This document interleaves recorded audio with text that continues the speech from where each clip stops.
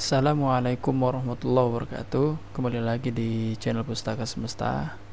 Kali ini kita akan membahas salah satu yang pernah dibincangkan di sebuah grup Facebook yang mengatakan bahwa kenapa di Indonesia wajib menggunakan Mendeley, sedangkan menurut pengalaman para senior submit artikel ke jurnal internasional bereputasi, tidak seluruhnya mewajibkan menggunakan aplikasi Mendeley dalam menulis rujukan. Sebelum lanjut ke sana, tentunya kita harus bertanya terlebih dahulu. Ketika sebuah aturan diterbitkan, tentu memiliki dasar atau bahasa sederhana yang lain. Ketika sebuah pohon ingin kita tebang, kita cabut, maka kita harus bertanya terlebih dahulu untuk apa pohon itu ditanam. Nah, suatu kewajiban menggunakan aplikasi Mendeley dalam menulis rujukan tentu memiliki dasar,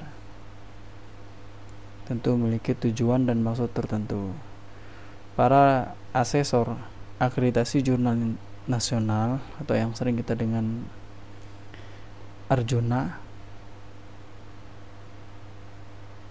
hampir setiap saran ketika memeriksa paper-paper yang diterbitkan dalam jurnal kita selalu memberikan saran sebaiknya menggunakan aplikasi standar, dan itu ada di item penilaian dari sekian 40 item penilaian dalam akreditasi jurnal nasional.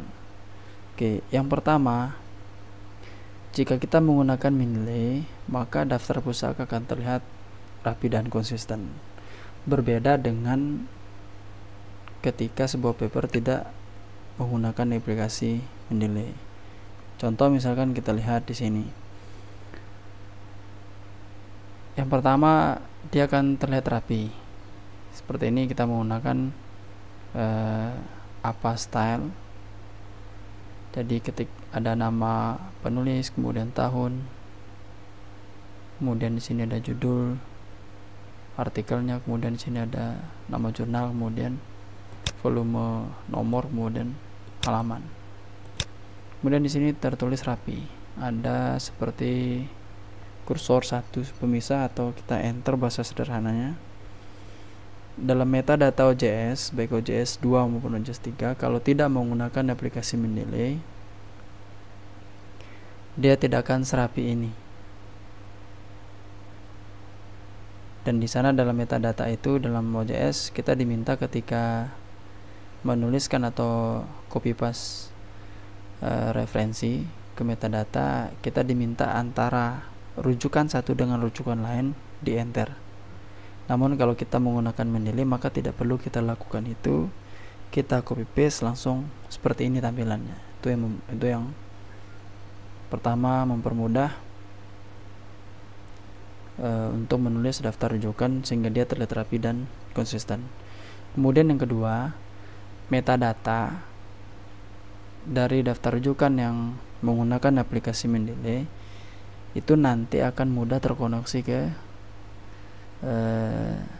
citasi Google Scholar, dan tentu nantinya ini akan berpengaruh ke H-index author. Makanya ketika banyak kasus yang terjadi, misalkan ada artikel yang sudah diterbitkan namun tidak terbaca di Google Scholar, itu kasus pertama.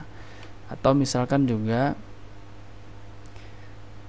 kita melakukan self citation, kita melakukan merujuk artikel kita yang pernah terbit di artikel sendiri yang akan kita terbitkan. Nah, ini kalau kita tidak menggunakan Mendeley, bisa saja itu dampaknya akan lama, atau bisa saja dia tidak terkoneksi untuk meningkatkan citasi di Google Scholar kita.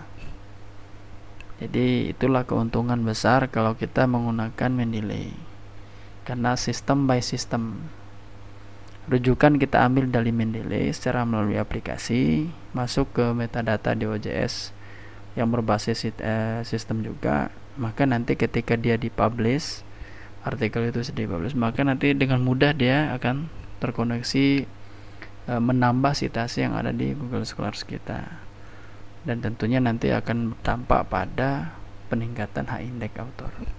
Itu yang kedua. Kemudian yang ketiga, ini yang sangat penting sekali, perolehan skor sebagai dampak penggunaan aplikasi Mendeley ini dalam penilaian akreditasi jurnal nasional atau yang sering kita sebut Arjuna, itu mencakup 5 dari 40 item penilaian. Jadi ada 40 item penilaian dalam akreditasi jurnal nasional. Dan kalau kita menggunakan Mendeley, itu setidaknya kita sudah mengambil 5 item. Dan 5 item ini akan menghasilkan 16 skor. Bayangkan 16 skor. Hanya kurang 54 skor untuk mendapat Sinta 2. Nah, apakah berarti sekali skor 16 ini? Sangat berarti. Mungkin Bapak Ibu pernah melihat chief editor ataupun section editor ataupun pengelola jurnal sering minta untuk klik and share. Nah, nilai maksimal dari klik and share itu nilai maksimalnya 4 kalau dia per hari minimal 50 klik. Kemudian kalau doi, misalkan doi, kalau artikel itu sudah memiliki doi aktif, itu skornya 2. Nah, bayangkan kalau kita menggunakan Mendeley, itu ada 5 item penilaian yang skor minimalnya 16, dan ini sangat tinggi. Nah, apa item itu? Yang pertama adalah sistem pengacuan pustaka dan pengutipan, itu nilai maksimalnya 1. Kemudian yang kedua, penyusunan daftar pustaka maksimal 2 kalau menggunakan aplikasi Mendeley. Kalau tidak menggunakan aplikasi Mendeley, skornya 0. Kepioniran atau original karya.